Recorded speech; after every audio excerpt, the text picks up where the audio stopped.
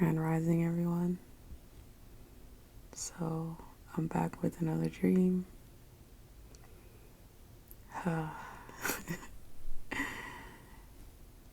This dream was literally out of this world. So, I kind of got into the dream like, when you have a dream, but you're already in it, you know? I don't even remember when I fell asleep. I just remember living in this world, in this circumstance that I'm going to explain in a couple of seconds. So basically, something must have happened on Earth or something, because it was like a small group of us, maybe like a couple of thousand or something. We were living in a spaceship far, far away from Earth, but we were at a nearby planet, not in this galaxy. It was like many solar systems away from where we are now. So we must have been traveling for a very long time. We could have even been like grandchildren of our parents that once left Earth. So that part is unclear, but what was clear was that we were in a very loving, peaceful society. Um, everyone was just living their best life. Everyone was full of light, full of love, full of peace. Everyone worked on themselves. Like, it was like self-care Sunday every day. It was cool. Like, everybody, like, just that energy. Like, it was like pure utopia. I'll tell you, there was a bunch of scenes that happened, but I'll tell you the scenes that make sense. So, just the one scene, just to give you an idea of how peaceful everything was. I went into one of my friend's room, which we all really seemed like family, and she was just meditating, and somebody else in the room was just dancing. Somebody else in the room was playing a musical instrument, and we were all just jamming and vibing and radiating love and beauty. It was magic. Like, it was so magical. And it was like that everywhere we went. Whether we were working, no matter what. And everyone had roles in the society, and everyone happily did their role in society because everyone understood the bigger picture of what we were doing. We didn't necessarily have a leader. It was just everyone just talked to each other, and when problems arose, we were just able to really sit on the problem and deal with it together, and it became everyone's responsibility. And it was just it was how you should handle issues. No one ever blamed anyone for anything. If anyone ever made a mistake, the mistake was held with compassion and understanding, and everyone felt loved and free. So it was just so beautiful. So I was just like going through the days, you know, like, and I think my particular job was in the sector where I used to be one of the few people that used to go down to certain planets to see if it was livable. There was this one particular planet we were near, that we would go down to, and we always had to wear a spacesuit because the air quality wasn't good enough. We may survive for a certain amount of time down there without the spacesuit, but we were not sure if we would be able to survive indefinitely. So every time I went down to this planet with other people, we all wore spacesuits, with oxygen containers, and went down there for maybe like some time to investigate, and then we came back up. So this particular part happened pretty abruptly. So we're on the ship, normal day, but I don't know, I feel like some type of tenseness in the air. And it just didn't feel right, and didn't like our normal dynamic of beauty and love just seemed a little off. Like you can feel it. And I go into like some area, like it's like a pre-area before you like suit up and go out, because I had to go do my job that day. And I see somebody murdered. Like somebody was just dead. It looked like somebody stabbed them with something. So then I was like, oh shit, like what's going on here? And it made sense because I felt like something was off, like something infiltrated our beautiful world. So I start asking around and like low-key talking to people about what's going on. I didn't report it initially because I didn't really know who to trust or what was going on. And come to find out, there was this rumor going around that our resources here on the spaceship is not enough to last us forever.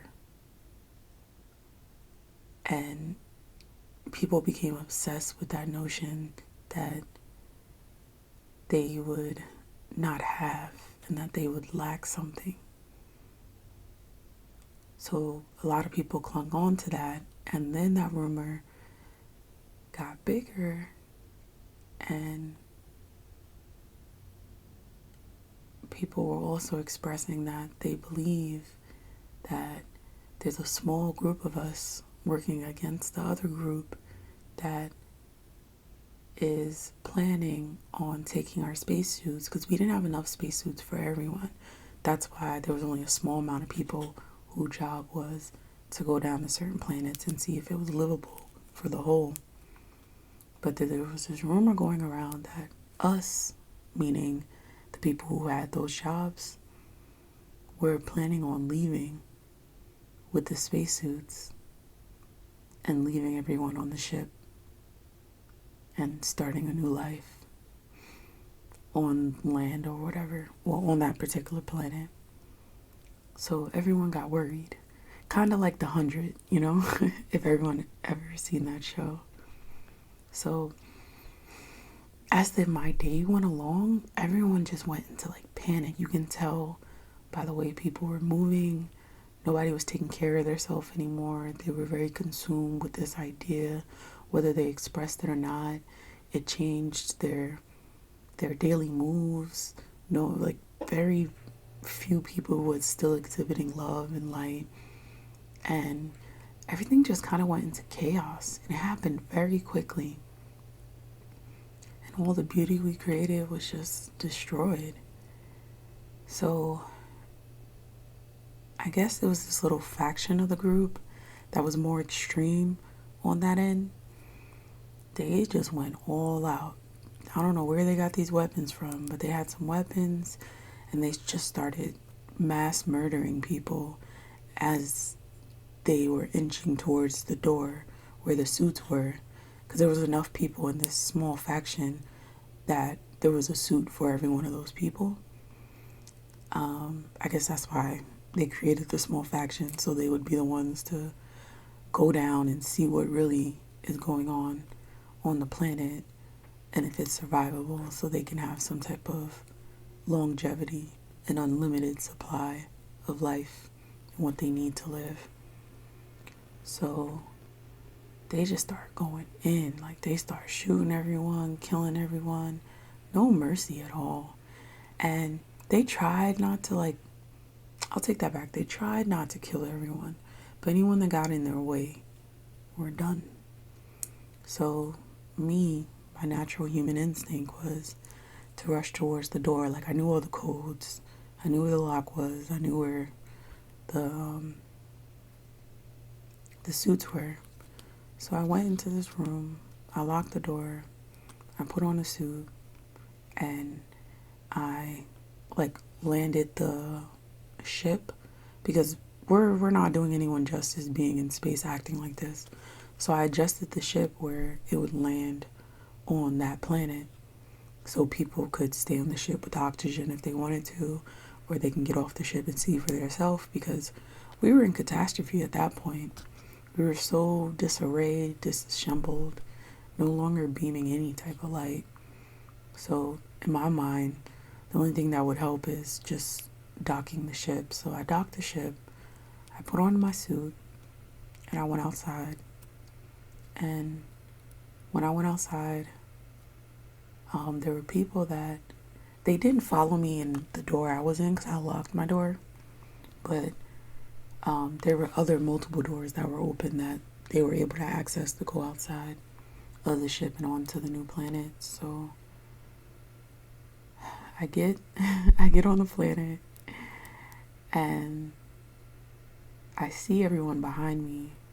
Actually, like pretty close by me though. Like they were trying to talk to me, but I wasn't paying attention to what they were saying because they were acting crazy. So we get off the ship, and as I look back and I see them, some people aren't wearing spacesuits, and some people are. And I'm obviously breathing fine because I'm in my spacesuit. The people that aren't in spacesuits, they were breathing like heavy, but they were okay. They were saying, the air quality is a little bad, but I'm okay. Like, I can survive like this if I had to. So everyone became instantly relieved and happy they were on the planet. And that upped the spirits a little bit, but you still can't shake off everything that just happened, So, and it's funny because we end up seeing these like reptilian humanoid creatures, but they were very positive. Like they were kind of like they were on the energy that we was on when we were inside the ship, just full of light and love and humor. They were very funny. So they greet us, and he said something snarky. I can't remember quite what he said, but it kind of made me feel relieved, but yet ashamed at the same time a little bit because of what they saw happen. Obviously, they saw what happened because when the ship landed, some people were throwing people out of the ship and still killing people, which was so unnecessary. So he takes us to this layer where everyone's kind of like just roaming around. He gives like us like food and tea and whatnot, very gracious. And I go up into this area because I saw this like older grandma looking reptilian, and I go up to talk to her, and I guess I kind of like telepathically told her everything what happened, or maybe she already knew everything what happened. And she just shakes her head and she's like, "Child, don't you guys get it? You will never lack anything in life. Here, everything is abundant, whether you were on that spaceship or you were down here, And it's like sorrow took me, but then I came out of that sorrow and that darkness because I felt it and I owned it for like, even though I personally didn't kill anyone, just the fact that I experienced what happened, like I empathized with the situation because I understood that the people that did it, they were just scared. They were really just scared. And their fear and the seeds of doubt that was planted within them, they held on to it. And they let it grow bigger and bigger inside of them to a point where they quenched their own light. We were living in utopia where everyone was spiritually taken care of, and when anyone ever felt down, there was a community around you that just lifted you back up and showed you your purpose and your way and guided your own light, and told you everything you need is within. And then you let a little seed of doubt, a little rumor that probably was just a random pass-by thought that somebody had, but they just couldn't let it go that day, And darkness is very interesting. It's like a succubus.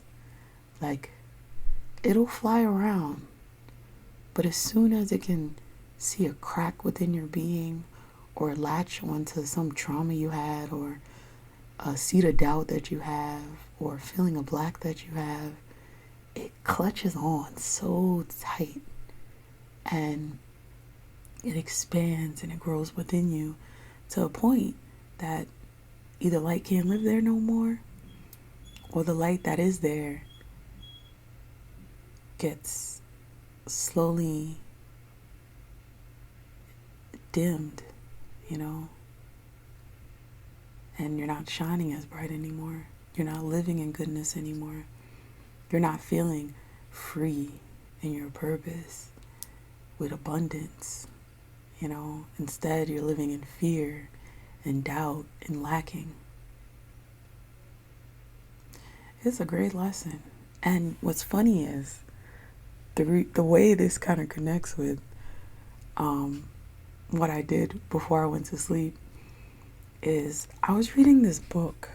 I have mixed reviews about this book, but I can talk about that another time. But it's by this shaman named Shaman Dirk, and the book is called Spirit Hacking. And I was reading his chapter about the underworld, and he basically says the underworld and demons is a real thing. You know, the darkness, it's real. But he says that since we watch scary movies and we live in a world where people picture and show images of the darkness as like horned demons or dolls running around killing people or vampires or succubus, you know, like the really extreme, horrific, ugly pictures we have of what spirits and darkness is. Because we have those ideas, we think that it's like a physical, like, being, like entity, demon that looks like that. But he says that he knows that they're just spirits that are trapped in the darkness. They're like me and you, but they're just spirits caught up in the darkness. And obviously I'm paraphrasing, but and interpreting what he said the best way I can, but the way I read it was, we are in this human experience, and because we're in this human experience, we live in this duality of light and darkness. And spirits from the underworld, they live in darkness. And not only do they live on darkness, they're like a succubus. You know, they feed off of darkness. They need darkness to thrive and to stay in darkness. So what they do is they come to us, whether it be in negative thoughts. Some people see it, some people hear it, some people feel it. So it can be a negative feeling. It can be something you see negative or something you hear negative. But let's just talk about thoughts, because that kind of relates to my story. So, or feelings, right? So you'll feel these negative thoughts. It'll creep in and it'll start plaguing you with doubt and thinking there's a lack of, and you not being enough, and self-hatred and greed and all these negative emotions. And it tries to consume you. But what he says is that it's up to us to recognize that these feelings and the things that we say to ourselves, or that we think we're saying to ourselves that are negative, they're not us. They're not a part of us. They have nothing to do with us. The only thing that has to do with us is anything that serves our purpose of light and love. If it's not making you feel uplifted, if it's not making you feel strong, if it's not making you feel loved, whether it be a thought or a feeling or something you see, he believes that that is the underworld spirit connecting with you. And he then goes on to talk about what you're supposed to do with these feelings. You're supposed to transmute these feelings and this underworld spirit, and you're supposed to guide it to the light. And that's the whole transmitting, like, darkness into light situation comes up. And just like pretty quickly, he says, like, you're supposed to face that darkness with light and love and not fear it. And when you face this darkness, the way you do it is when a dark spirit comes to you, whether it be in thought or emotion, you ask the voice of doom and gloom, who are you? Are you from the underworld? And he says that they'll talk to you if, whether it be through your thoughts or emotions or feelings. And the only reason why they wouldn't talk to you is because you are actually living in fear. And then he goes through like different ways and things you can do to get out of that fear and doubt so you can connect with that underworld entity. And they're basically just like mantras, like you sing mantras to yourself, like, I'm not afraid, I'm not scared, like things like that. But that's besides the point. So basically, he believes you should talk to these underworld spirits and ask them, why are they here? How are they serving you? What's their medicine? Basically, like, question them.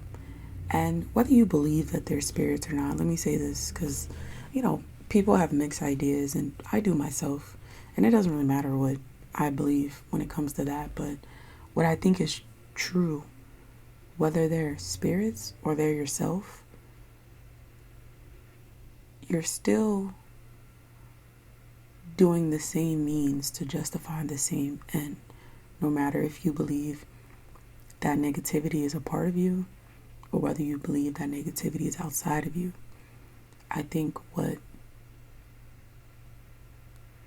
the advantage you get when you look at it as an underworld spirit and not something that's a part of you is that you disassociate yourself with those feelings and those thoughts, and they're less likely to consume you. So whether you believe in underworld spirits, and it sounds like a very boogie monster thing, I think that's also a part of stepping out of the fear of how we were brought up and we were conjured to believe certain things. Like, that's why, especially with these spiritual movies and stuff, I don't watch them anymore, because they kind of put a lot of bad things in your head when it comes to negative feelings and spirits, and it's like you're looking behind your back every time you turn down an alley type stuff. So, nonetheless, that's why I'm referring to those feelings the way he is, because I think it's important to disassociate ourselves from those negative feelings and negative emotions.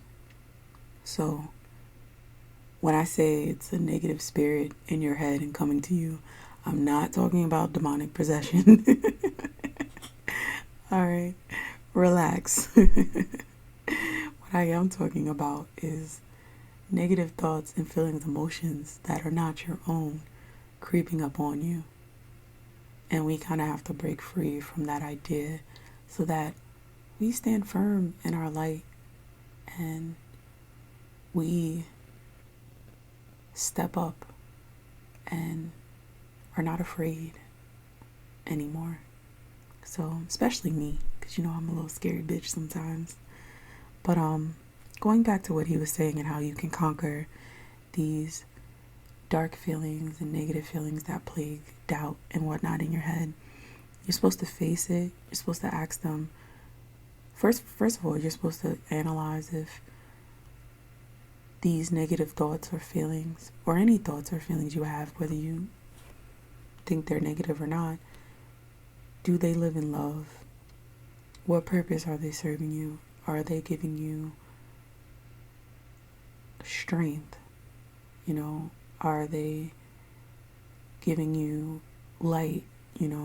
Are they showing you love? And if the answer to those are no, then it's a negative underworld spirit that's plaguing you and trying to latch on to either some trauma you had that you haven't gotten over, any little cracks in your mind, seeds of doubt or anything, or sometimes they just pass along. It's up to us to, catch it and really dive into it. So, basically ask them, like, why are they here? How are they serving you? What is their medicine? Deal with the trauma that you have inside if that exists. If not, just investigate why you feel that doubt or that fear. And what is it in you that is meeting that vibration of that negative thought, emotion, or entity? Because we only, face vibrations in which we're compatible with. So there's something in there that you need to dissect. But I don't want to go too deep into that point because that's a whole nother podcast. But basically he said when you're done with this whole introspection of the darkness, then you come back into the light. And that's the beautiful part of it. Well, all of it's beautiful, whether it's dark or light. But he said, and the way you do that is you send that underworld spirit back to the light. And he said you do that by saying, okay, go to the light, honey. Like, I'm done with you. I've done all this introspection and stuff. And are you there? Are you in the light now? And the spirit, which is now a light spirit, will say yes. And then you ask the light spirit, any advice or messages you want to give me now that you're in the light? And then either they'll tell you what they learned, or sometimes they'll tell you nothing. No, I'm good. And you say, okay, thanks. I'm so grateful that I had this experience with you. Goodbye. Until next time. And then he says, these now light entities that you transformed in from dark entities to light entities, which just kind of makes you kind of like a light worker in a way. They now are like ammo in your arsenal. Now it's like extra protection that you have out here in these streets. If anything was to happen to you, or if you're plagued by more darkness, then you have, more help on the other side of the light to bring people. So basically he talks about it as if like the negative thoughts or ideas that we have, just to sum it up, it's not our own. It's other entities that kind of creep into our consciousness because we're human, and it's up to us through this human experience. And part of the reason why we're here is to transmute darkness into light, to live in that duality, to thrive in that duality, and to stay on the light. Sometimes we have to go into the darkness to kind of shift through different emotions that we're feeling, or different feelings, or different words that we're hearing in our heads. But it's up to us to really delve into that, understand it, and shine light on it. Give it compassion. Anytime you have any type of dark feelings or emotions, you meet that with love and compassion. You don't meet that with more negativity, because we are our light at its best. That's why you're always hearing me say shine your light, and you're always hearing a lot of people talk about the light inside of them. It's because that's where we are. But we do dip and dabble with darkness for those reasons. So you look at it as a duality, and not as one is bad and one is good. You look at it as if we're just transforming life, and it's all beautiful. So relating to my story, it took that one seed of doubt in that one person to be planted. Then it took root in that person's mind. That person didn't look at that negative thought like it wasn't a part of them. Maybe that person was having a bad day. Maybe that person had a traumatic moment recently and they didn't deal with it, or they couldn't meet it and transmute it into the light. Whatever it was, that negativity took root in that person's mind, in that person being. And then it spread to everyone around that person until our whole utopia just crashed. And when other people met that negativity that that person was spreading, no one, well, almost no one, met that with light, love, and compassion and stopped it in its tracks. It kind of just took seed and spread it everywhere until everyone was killing each other. Like just yesterday, we were meditating, twerking, dancing, sharing light and love, playing music together, doing our jobs for the greater good, trusting each other. Once trust is gone, that's it. Society starts crashing. And I saw it with my own very eyes.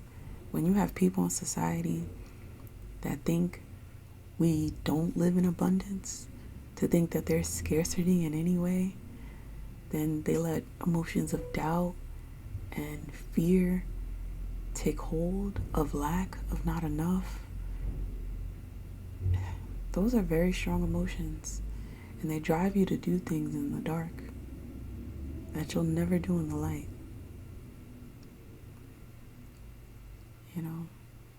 And the compassion that the beings had, even after whatever we've been through, they were really in the light.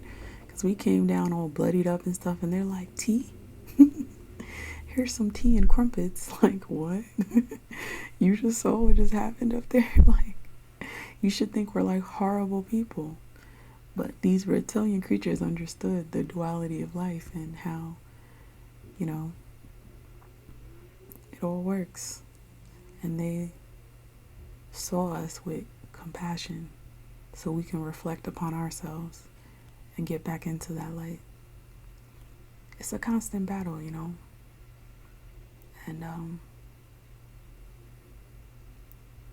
this dream and this story and even that part of the book really helped me out when it comes to fear, because I've been coming out of my fears, and it's helping me even jump out of my fears more, because now I understand the negativity that creeps up in me. It's not a part of me. It has nothing to do with me. But I can help that feeling along to the light. And that's the beauty in it. And I want to read an excerpt of Shaman Dirk's book. It's just like 2 sentences, because it kind of wraps up basically everything I said and what my dreams symbolize. So this is Shaman Dirk, his book Spirit Hacking, in his chapter Shake Up to Wake Up. He goes, "Our refusal to engage our collective shadow has made us an arrogant culture, blindly devoted to consumption and profit, and oblivious to the magnitude of suffering and discord we create in the process. This discordant perspective is greatly limiting the spectrum of evolution available to us at a time when humanity needs to be expanding their capacity to evolve. We are not being honest about our waste, our corruption, and our addiction to oil and to sugar and to screens and to doubt. And we are not being honest about how we are disrespecting our planet, our bodies, and our fellow beings. The blackout marks a turning point where human beings have no choice but to take responsibility for the darkness we are perpetuating here on Earth, the darkness we hide from and blame everyone else for, and victimize ourselves too." So, I know that's a lot to think about, and this is me talking again. It's a lot to think about and a lot to absorb, but I feel like the dream was very powerful when it comes to transmuting darkness into light.